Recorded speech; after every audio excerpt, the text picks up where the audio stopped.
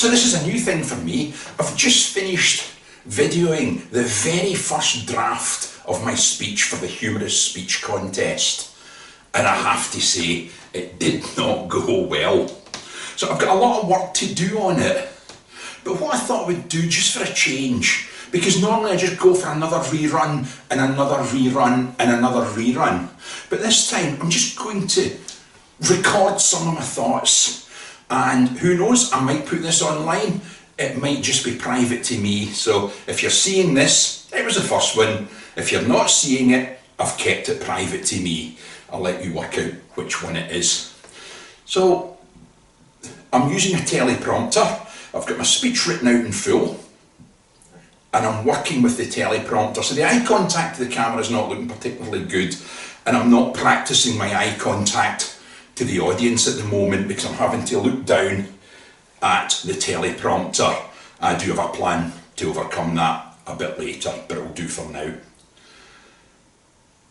It's funny in places, not funny in others, but sometimes even in a humorous speech you need to have that little bit of seriousness, because a humorous speech, it doesn't need to be just funny, it also really needs to have a point to it, and this speech has got a point. So sometimes I just need tiny little blocks to fill in the story, if you like, to let people see what the serious point is, while still looking at it from, I suppose, an ironic point of view, rather than just absolute humour. It's never belly laugh humour in a humorous speech contest. We do need some laughs, but they don't need to be big, hearty laughs. It is humorous speech, it's not a comedy contest.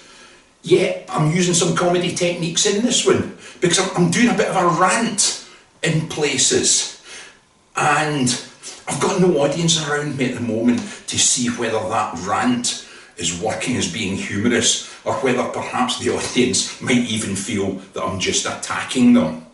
And that's the other thing about humour.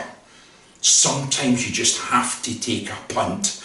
You never know if it's going to be funny or not until you get up in front of an audience and give it a go. So maybe that's been helpful for some people. It's been helpful for me because it's put some thoughts in order for me. And I'm going to have another run through it now, try and identify where I should be pausing. Hopefully I'll recognise where there should be a laugh and I'll pause there. But if not, it'll all come out in the wash. That's me had another 2 or 3 practice run-throughs. The speech was looking a bit on the short side, so I've added a little bit in here or there. I've identified a few places where hopefully I'll be pausing a little bit longer for laughter. And even then, I'm going to leave it slightly short in case I get really lucky and people laugh longer than I expected them to. So just giving these thoughts out to the camera and perhaps distributing it to other people that might help them out in their quests for that perfect humorous speech. It really is clarifying my thoughts. I'm starting to recognise a variety of different things that I'm doing right, and some things that just aren't working quite so well. And I've set aside this 4-hour block today so that hopefully by the time that I've left here and finished my video session, that I'll have lots of footage to review, to go over, to check my timing, to check mannerisms, check things are good, check things that are not so good, and then we'll get it honed down into the speech that I'm hoping to deliver on the night. Video rehearsal has just become invaluable to me, and I would suggest to anybody that wants to have a really good speech, whether it be a humorous speech, a competition speech, an ordinary club speech, or even a speech outside of Toastmasters, set aside some time, do some video recording, and don't be shy about interjecting during the speech. One of my run-throughs has got a bit that says sort of blah, blah, blah, blah, joke, joke, joke, joke, joke. The blah, blah, blah is whatever I was saying. I don't want to give that away from now. But I realised there was a joke that I needed at that point, or a bit of humour. It was kind of a joke. So when I realised that as I was speaking, I just said joke, joke, joke, joke, joke. And when I review it, that'll remind me to put a bit of humour in at that point. So it's not just videoing and looking back at it, it's a bit of a diary as well, a bit of a suggestion book, something like that. So even if you've only got an iPhone, and here's a tip, you can use your iPhone, your Android phone, whatever, and you can use blue tack to stick it to a wall. So you don't even need a tripod. Just set it up somewhere so that it stays nice and still. The length of the video will also let you know how your timing's going, and it's just invaluable. So get some form of video going, get your practice done, and I'll hopefully see you in a contest sometime. Halfway point now. It's been 2 hours of my 4-hour session that I've got planned. Bits have gone in, bits have come out, bits have come out, gone in, come out again, been adjusted and gone in. And after 2 hours of check the sweat, really hard work, I think I have the speech that I plan to deliver for the Humorous speech contest in a couple of weeks' time. It's still not perfect. It probably even won't be perfect on the night of the first contest, but with a bit of work and another few minor tweaks and changes, looking at the style of delivery, looking at gestures, looking at stage positioning, working in the eye contact, just getting the timing to hit the punchlines right, changing a punchline just ever so slightly to make it better, it should be good enough.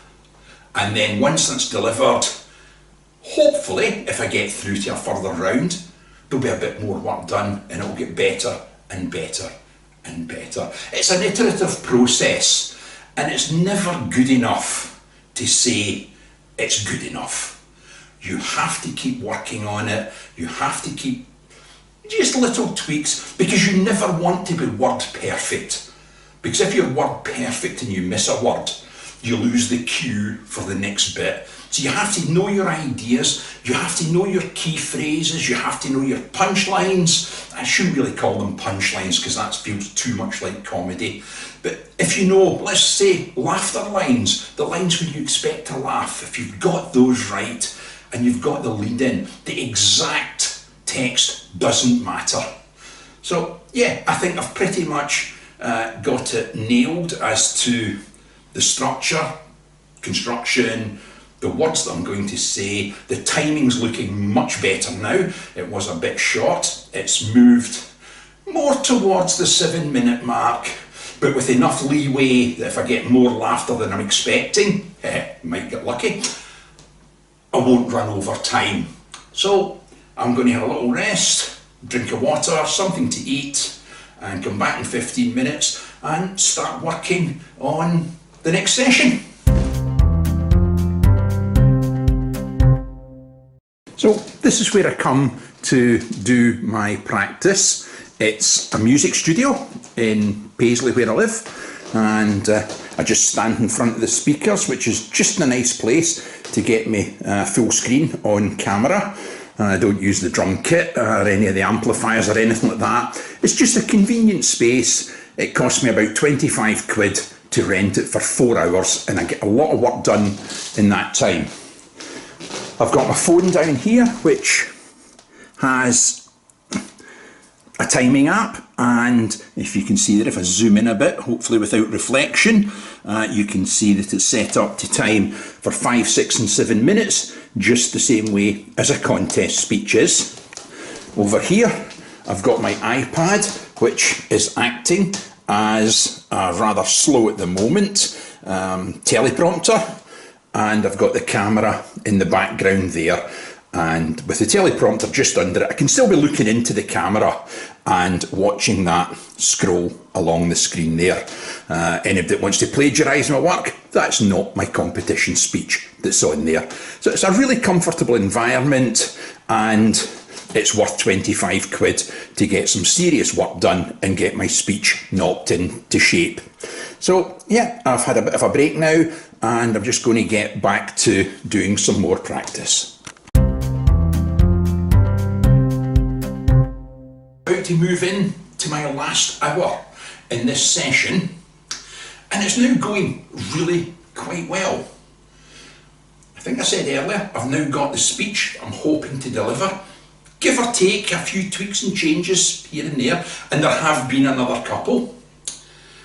But I'm now at the stage where I need to stop using the teleprompter.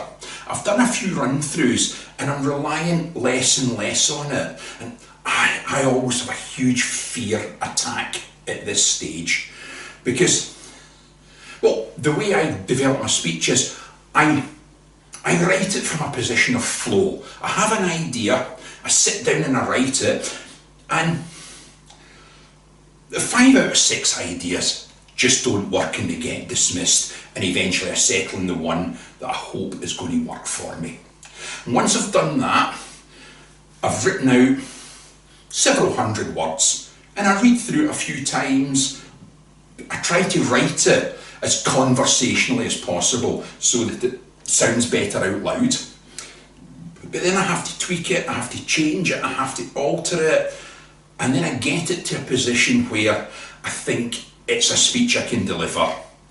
And then I rent this studio space and I come here for a few hours and I do some practice, and that's where I discover things that really don't work, or gaps in it, or faults in the way it flows, problems with the construction, logical fallacies, all sorts of things that I fix. And then I get to that stage and I've got it, and I'm still using the teleprompter, it's looking good, it's almost ready for delivery. And then I start to have almost a panic attack, because I start to think to myself, my God, how am I going to ever deliver this? I can't remember this. And I have to go back and say, come on James, you've done this a dozen times. Well, those of you that know me, it's more than a dozen times. It will be all right on the night, but I don't rely on it being all right. I do the work. So I've just had a run through and I'm just going to move into another one. And I reckon I've had to look at the teleprompter for maybe 10-15 seconds in total out of the 7 minutes. And I'm really only doing it now when I forget my place. I actually now have the whole script in my head, but not in the right order. So not much work to get done. We're almost there. And even though I'm talking to the camera and I'm trying to persuade myself to get over this panicky feeling that I'll never remember it, I'm just looking forward and thinking, yes you can, yes you can. And just talking into the camera kind of makes me realise that, and I've decided I am going to put this online, so maybe it'll help somebody else get to the same place. Okay, last little bit. I've finished my 4-hour session. I'm just about to pack up, get all my gear into my bag and go and do some work, because this is fun, but it's not earning me any money. So I'm off to do a bit of that. I've made amazing progress this afternoon just by setting aside that block of time and working through something again and again and again. I think I've now got the speech where about 90% of the time I'm not having to look at my auto cue and I'm just glancing at it for a prompt to get to the next section. I'll do a bit more work. I'll hopefully get to the stage where I'm not needing the auto cue at all by the time the weekend's over, and I'll book some more time here and do another session next time. So until then, I don't know if I'll do another video at the next section or not, but until then, tatty bye, and I hope this has been of some use to you.